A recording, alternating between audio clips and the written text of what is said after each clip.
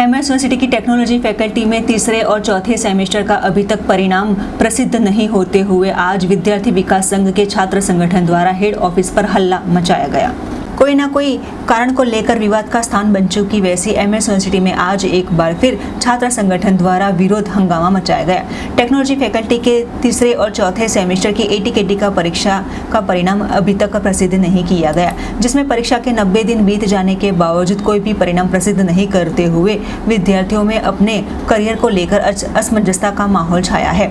जहां आज भी विद्यार्थी विकास संघ के छात्र संगठनों द्वारा हेड ऑफिस पर मोर्चा निकालते हुए हल्ला मचाया गया, जिसमें वक्त पर परिणाम देने की मांग करते हुए सूत्रोच्चार लगाए गए थे। ऐसे में यहाँ पर एक बार फिर विजिलेंस और सिक्योरिटी कर्मचारियों के साथ विद्यार्थियों की हाथापाई और तूतू मेमे के दृश्य भी देखने को मिले थे।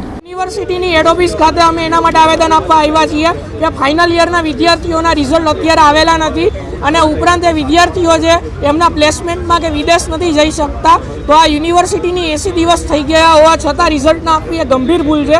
એના માટે અમે બધા અહીંયા આવેદન આપવા આવ્યા છીએ। ડીન સાહેબને અમે તાત્કાલિક બોલાવી લીધા છે। ડીન સાહેબ એમની સાથે વાતચીત કરી રહ્યા છે અને એમાં જે પણ કંઈ યોગ્ય ખુલાસો છે એ ડીન સાહેબ એમાં જણાવી શકશે।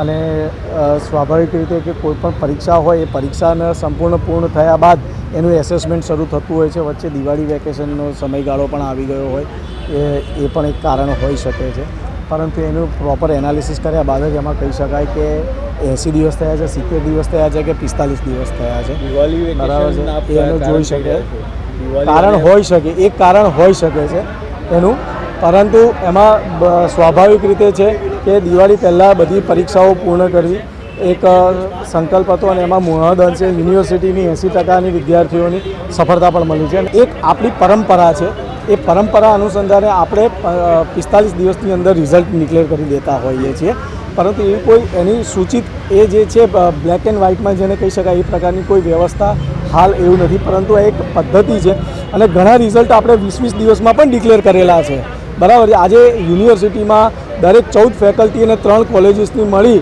અને 80થી વધારે પરીક્ષાઓ એક સાથે ચાલી રહી હતી, એમાંથી 70થી વધારેના રિઝલ્ટ ડિક્લેર થઈ ગયા છે। ક્યાંક ને ક્યાંક બાકી હોઈ શકે, વ્યવહારિક છે, વિદ્યાર્થીને એની ચિંતા હોઈ શકે અને યુનિવર્સિટી એના પર તાત્કાલિક રીતે અસરકારક પગલાં લેવા માટે યુનિવર્સિટી તત્પર છે।